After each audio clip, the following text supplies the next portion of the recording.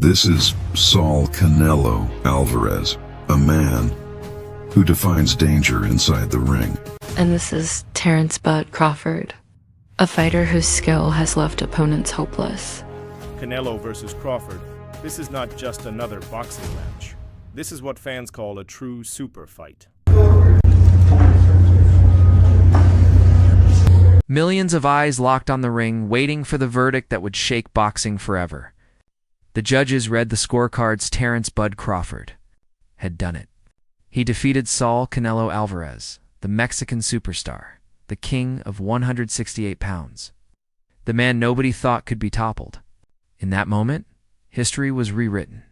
But what happened after the cameras stopped rolling is a story even more dramatic than the fight itself. That's right. Tonight, we take you behind the scenes of one of boxing's greatest nights. What you're about to hear has never been told in this way before. The raw emotions, the hidden drama, the moment Crawford stunned the world and then shocked everyone again.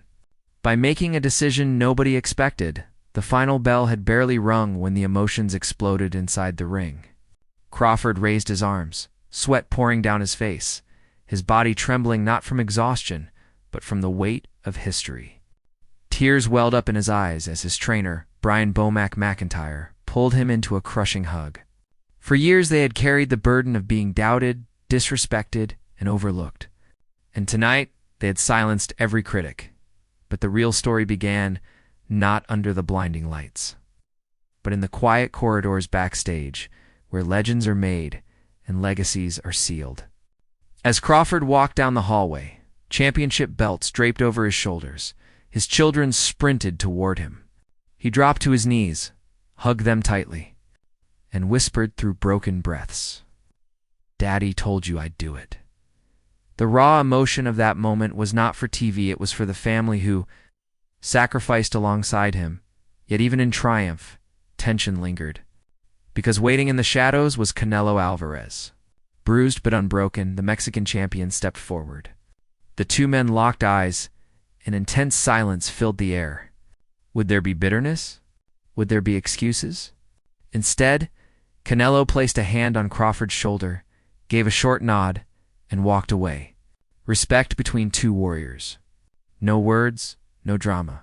Just an understanding that they had shared something only fighters, at that level, could ever comprehend. But then came the shock. When Crawford returned backstage, officials placed the newly earned belts before him, symbols of his victory. Everyone expected him to hold them high, to bask in the glory of conquering boxing's most dominant champion. But instead, Crawford quietly handed some of those belts back.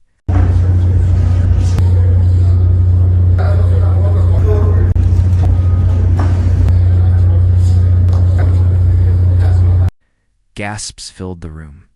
Reporters scrambled, unsure of what they were witnessing. Crawford's words were simple yet powerful. "I came here to prove who I am.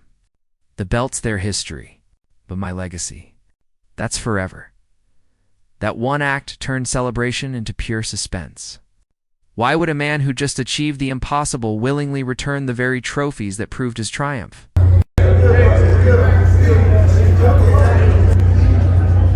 Was it humility? Was it strategy? Or was Crawford sending a message to the world that he had bigger goals in mind? Shocker Stevenson, standing in the corner, shook his head in awe. He whispered, "That's why he's the greatest." He didn't just win a fight tonight. He changed boxing. The atmosphere backstage was electric, buzzing with a mix of disbelief and admiration. Messages flooded Crawford's phone from legends like Roy Jones Jr., Andre Ward, and Floyd Mayweather, each congratulating him on what they called a career-defining masterpiece. But still, the question remained, why return the belts?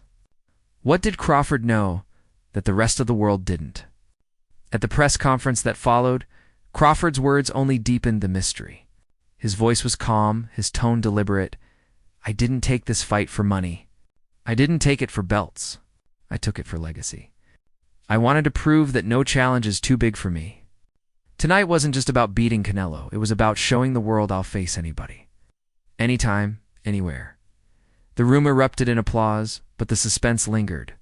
Because behind the victory, behind the humility, there was an unspoken truth this win had shifted the balance of boxing forever.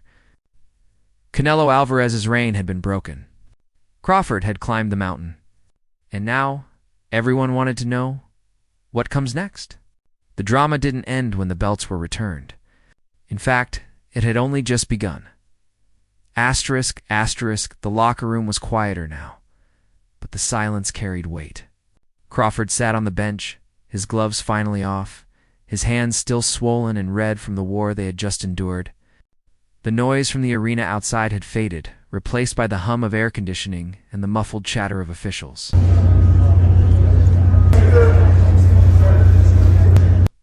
Yet inside this room, every breath felt heavy. This was not over. Not yet. The door opened suddenly, and in walked a group of officials carrying the championship belts. Gold and leather, symbols of years of dominance, gleamed under the harsh white lights. Crawford's eyes followed them carefully. He had won them all tonight. Every sanctioning body recognized him as the man who had just defeated Canelo Alvarez. But even with that victory, a storm was building.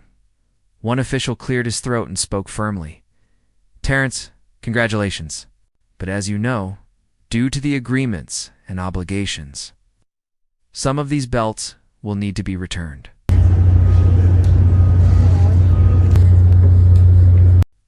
The words hung in the air like a blade. Return?